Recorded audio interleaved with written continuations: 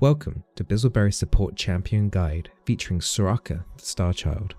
Soraka is an enchanter support that provides amazing heals for your team, enabling your allies to survive in even the most dangerous situations, even when she's not near them.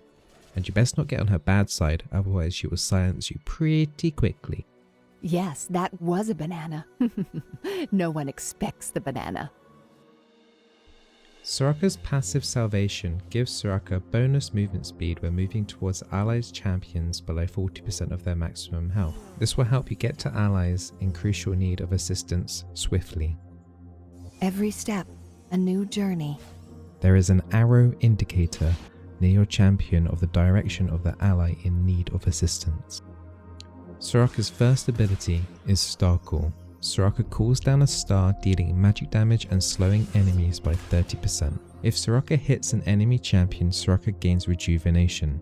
Rejuvenation heals over time and grants a 10% bonus movement speed when moving away from enemy champions. Starfall grants vision of target location before it lands. This can be useful in checking for enemies and brushes. Do you always fight so poorly?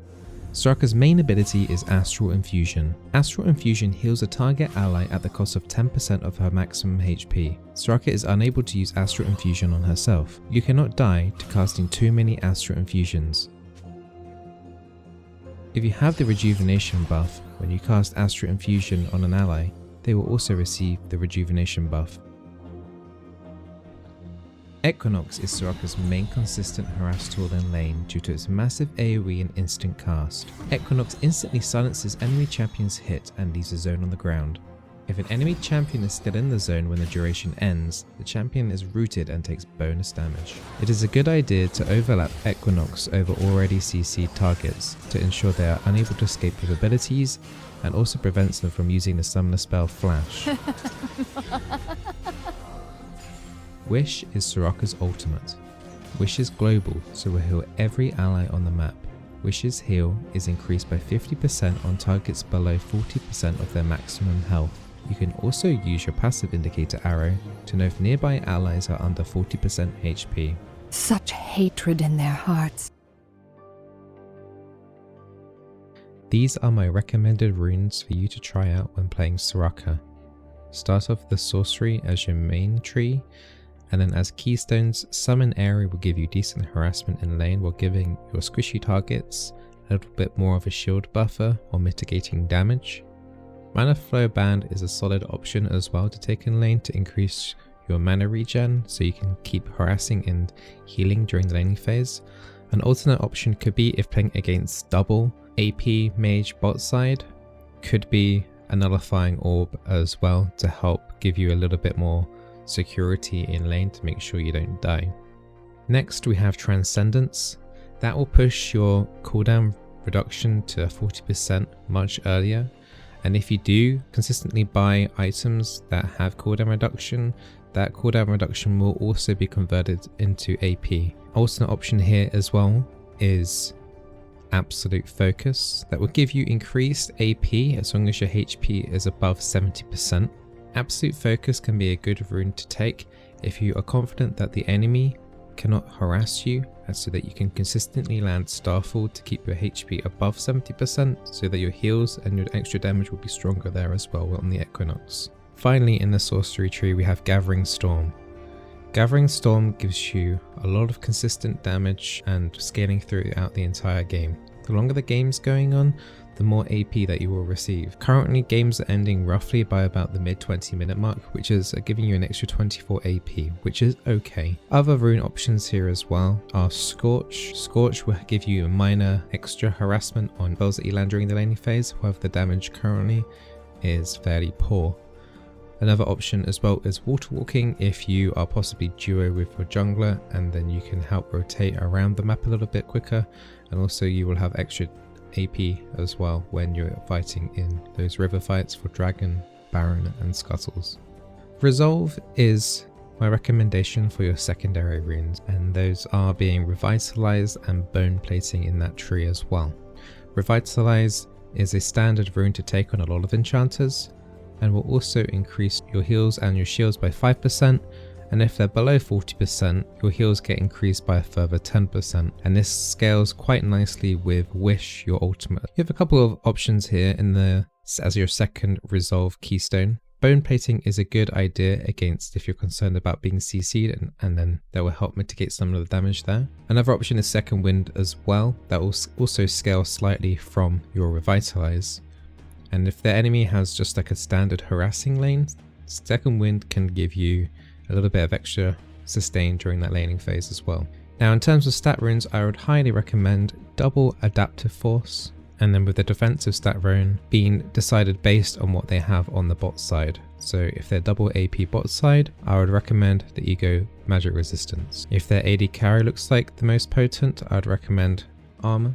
If you are unsure, then the health is a fine option to take as well. To take note, if they are very heavy magic damage on bot side as well, such as a Soraka Support and a Heimerdinger AD carry, then you could even go magic resist on your defensive rune and also magic resistance on your flex rune as well. This will give you 12 magic resistance at the start of the laning phase, which is pretty strong, especially when they will be picking up magic penetration, and that will mitigate the sorcerer's shoes a little bit when they finally purchase that item. When starting as Soraka, you should be buying a Spell Thief's Edge with 2 health potions and walking away with the warding trinket. Once laning phase has progressed, purchase a Frostfang, tier 1 boots if available, and control wards. You should be trying to buy control wards as often as possible throughout the game to help ensure vision control of certain areas on the map, such as Dragon and Baron. In my opinion, essential items are currently Athene's Unholy Grail as your first big purchase.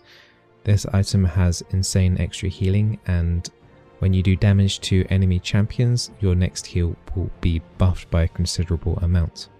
If your AD carry is having a really good game, or they're an AD carry that is keeping up and is a hyper carry, I highly suggest Ardent Censer to improve their auto attacks.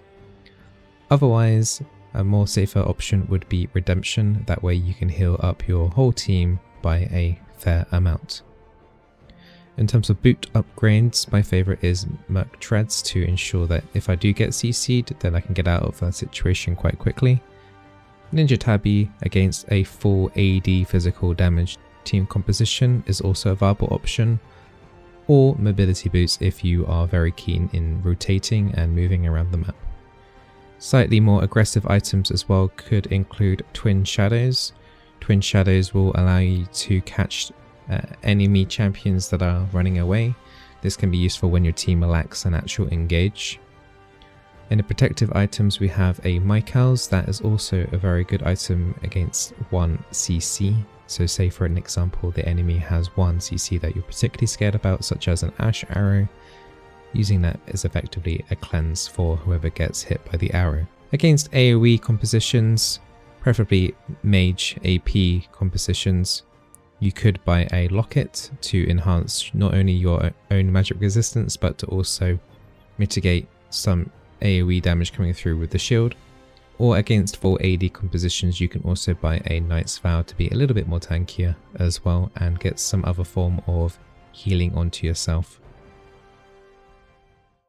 This is my recommended ability order for Soraka, starting with 1 point in your Q, Starcool, to allow you to do a little bit of lane harassment with that and also provide that extra slow. Equinox is my favourite damaging ability to level up first though, due to its massive range, and getting a few extra points in it also reduces its cooldown by a few seconds, so that can help later onto the mid game when overlapping CC. You could take an Astral Infusion point at level 3 if you need to, if your AD carry is falling behind in HP quite severely. Otherwise at level 4 is fine, and then once you've got 3 points in Equinox, then you want to max out your Astral Infusion by level 10. This is because you're going to need that heal for mid-game team fights, and that's where Soraka's heal and in combination with things like Athene's Unholy Grail really start to shine. Once you have finished maxing out Astral Infusion, finish off Equinox, and then finally level up your Starcool last. Laning as Soraka, your job is to try and harass the enemy bot lane as much as possible, while not putting yourself in too much danger, so if your AD carry does get caught off, you're available for peeling and healing. Equinox is a really good spell to harass the enemy with, and if they are grouped up you can hit 2 enemies at once instantly, getting yourself an easy mana flow stack and also easy damage. Starfall is another crucial ability to be able to land as well, which will also increase your health regen during the laning phase. Starcall is also a very good ability as well for when your jungler comes down to gank, as it will provide them with a slow. During the early stages of the laning phase, your Astral Infusion, your W heal, will be on a rather long cooldown. So to get the most out of your healing potential, try and land a Starcall first before healing your ally to pass on that rejuvenation buff. Once laning phase has ended, you want to be able to try and rotate around the map as much as possible to try and secure objectives. Use your Salvation passive as well to help get yourself around the map.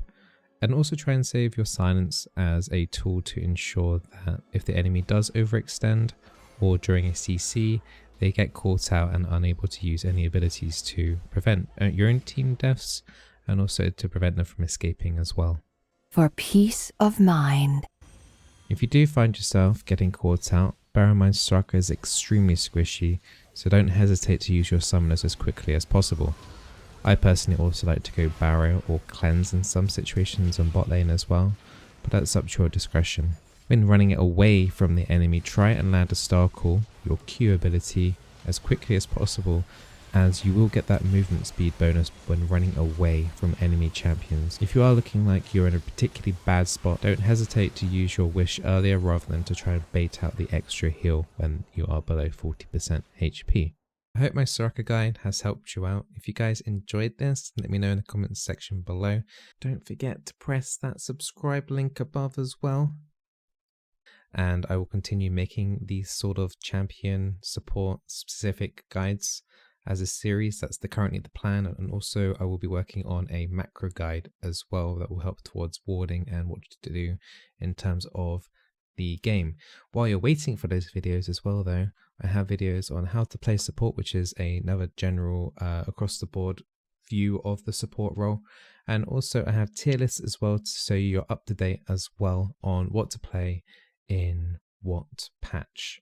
So hopefully that's helped you out. And if you do want to ask me questions live, if you're urgent for a question, I'm streaming currently live every single day on twitch.tv/Bizzleberry. I'll have the times in the description down below. You're more than welcome to come over and ask any questions that you have, whether it's to do with Soraka or any other support champions that you are concerned about or thinking about playing in your solo queue games. I wish you the best of luck in all of your League of Legends games, and hopefully I'll see you again soon. Bye.